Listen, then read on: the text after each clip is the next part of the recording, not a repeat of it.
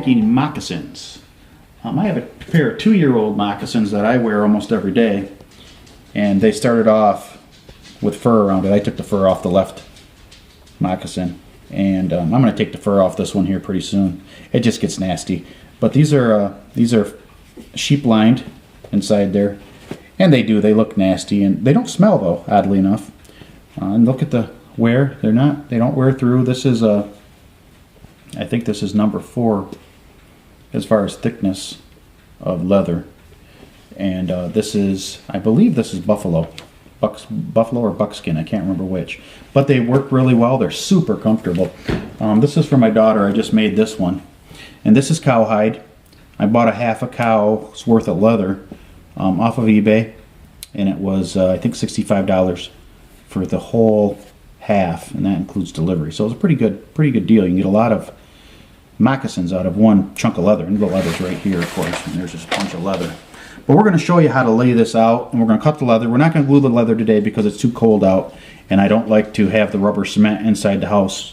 This is the rubber cement right here. I don't like to use that unless I can open up the window because it stinks and it's really heavy. But this is what it is. You can see the stitching all over it, all hand stitched. And there is rabbit fur on the inside, and this is a whole rabbit fur. You can pick them up off of eBay too. They're like $6, $8, $10 sometimes. Depends on where you get them. I already have the form traced on the back of it. We'll explain that in a second. But without further ado, let's trace the foot. So put your foot there, and we want about a 1/2 inch from the heel to the edge of the paper. And you'll see why in a moment. This ancient scroll that we're using here. It won't fit on a 4x8 sheet of piece of paper. That's why we're using this new old newsprint. And you want to try to get the foot straight at a 90-degree angle as opposed to this back line. So you want it at a 90-degree angle. So we're going to trace it, and I'll try to trace it here. And you don't have to really push it inward. Just try to keep it with the edge of the foot, just like that. It'll all make sense once we get it out, once we're done tracing it. Come around here, just like that. And here, I'll grab the camera a second and we'll show you. See that? See where the line is? It looks like we want to maybe, looks like I bounced a little bit back here. So we are going to retrace this a second, like this. If you hear a viola in the background, that's someone practicing their viola for school. Okay, take your foot off. And you see that beautiful trace job I did? Isn't that nice? So, what we'll do is we'll hand the camera back, and I'll show you why. Here's a cutout of her foot. So it's very similar. And what you do is you're to cut this out, and I transferred it on a little thicker piece of paper just for easy tracing. And then what you do is you take that piece and you transfer it to a piece that's large enough to accommodate. Everyone's feet are different, of course, different sizes. And this was just a piece of newsprint we cut out. And I'll show you her foot on here. And we added a little bit to her foot because they're going to grow and you don't want to be making these all the time. So what I did is I added once. I added this much once, and I wanted to add a little bit more. And this form I made one moccasin out of that we've already taken apart and used for the leather for something else. This was really tight to the foot. This would be really tight. So if you were to take this and only add this inch, it's super tight to the foot. That's just the way it works, because when you fold all this up and you sew it, all that material gets used to capture your foot and go around your foot. So this is what we added right here to the original piece. And now, because she's growing so much, I added a little bit more. I wasn't comfortable with just adding this much. I added another, what is that, probably about 3/4 of an inch.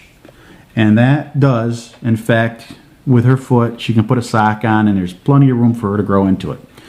So from the original form, you can see that this is about a 1/2 inch from the back. And we added this 1 inch here would be super tight to your foot like a sock. And we added another 3/4 of an inch. And that is actually a nice loose fit so she can grow into it.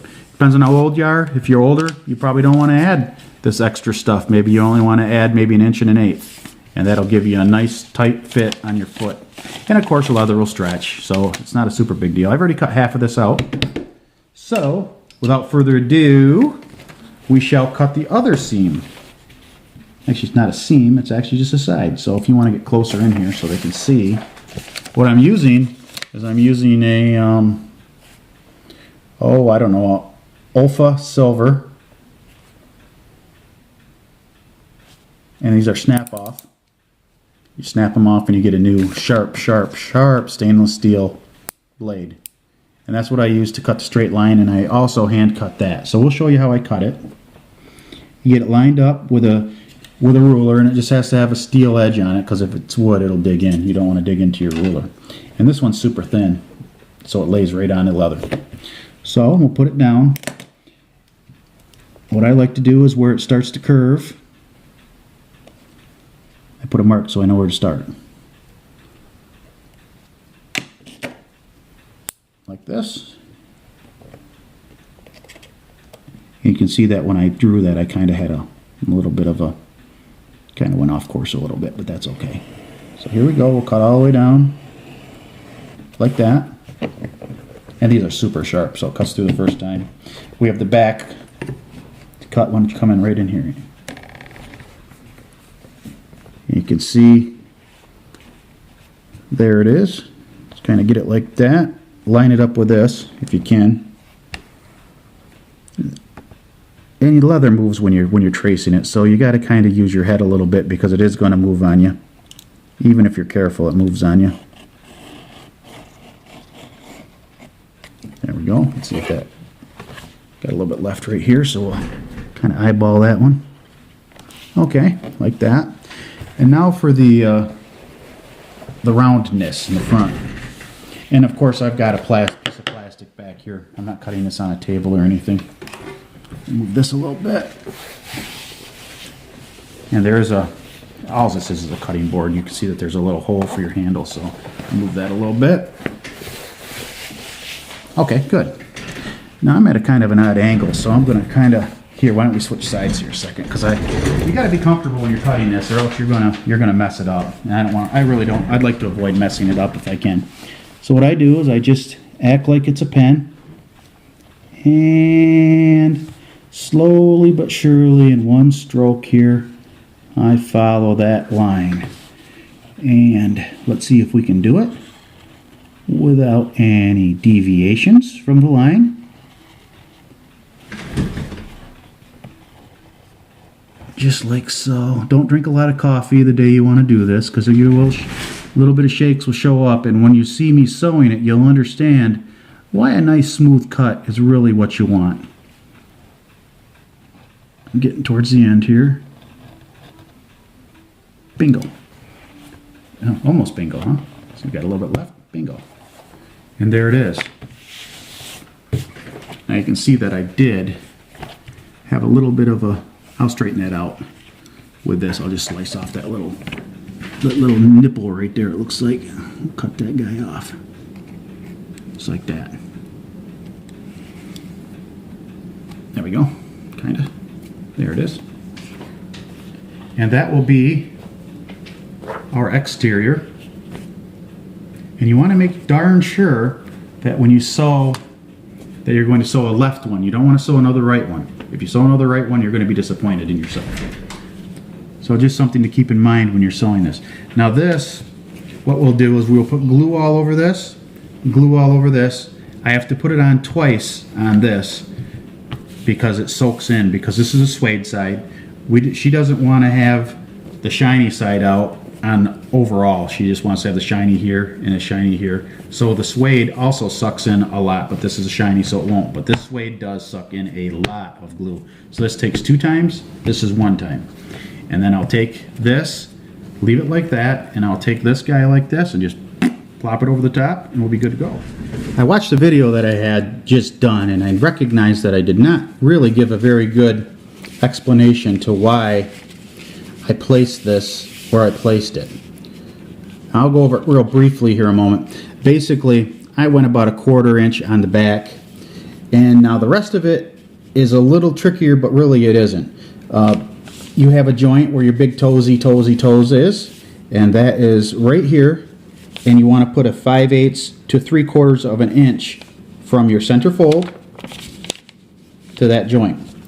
And this is going to be arbitrary, this outside one, because it depends on how old you are and how much if you're expecting, like for instance, these moccasins are for my daughter. So this was the original template that I made right here, and we sewed it all up, and it was just out of rabbit skin with fur on it, and it was a real quick, easy little thing to see what the size was, and it was really tight. So this initially was like a sock on her foot, so we decided to add a little bit more, and I just added it on the leather cutout. I didn't make a whole new one of these. There was really no good reason. So basically that came out to, from the tip of her toe, it came out to 1 1/8 inches. So if we were to imagine that, it would just come around like this. And basically you would figure out, we wanted 1 1/8 inches. Again, this isn't it, but on the leather cutout we did 1 1/8 inches, and then we would strike a line straight down. But if this was the actual moccasin that we were to make, we would just figure, well, we want to go about 5/8, and that would be super duper tight to her foot. And then we'd go 5/8 out, strike a line straight down that's parallel with your center seam, and then you would just kind of eyeball and trace. And that's all this right here, just an eyeball and a trace from your tootsies, from your little toes here. I just eyeballed and traced around. It's not super important that it follows each and every little toe, because you got to sew that, and that gets real difficult. So you kind of gloss over the whole thing and make all the toes average, and just like a shoe does. And around the front you come, and then you come to your 5/8 and straight down. Again, this template that I made fit her foot like a sock. So we just added a little bit more, and it loosened it right up where she has some room to grow. And also she can put a sock on, because it was so tight that she couldn't even get a sock underneath it. It fit perfect, but we didn't want it to fit perfect. We want it to last for a couple of years so that she can grow into them. So that's basically how I figured where I put the foot. Again, 5/8 here, and this will be determined by how old you are. If I was to make a pair for myself, I would go 3/4 here, and I'd probably go 3/4 here, maybe 1 inch, and then I would, strike this around the front, draw a parallel line to my center line, and that's it. Now I know that this is a little confusing, and it was confusing when I made my first pair, but once you make them, you'll understand the whole thing. It's relatively simple. It's just the first time you do something, it's always very difficult, but if I can make them, heck, anyone can make them. So I just wanted to give you an explanation on why this was placed where it was. So we'll put this into the video, and hopefully this will explain it a little better, because I was concerned about that.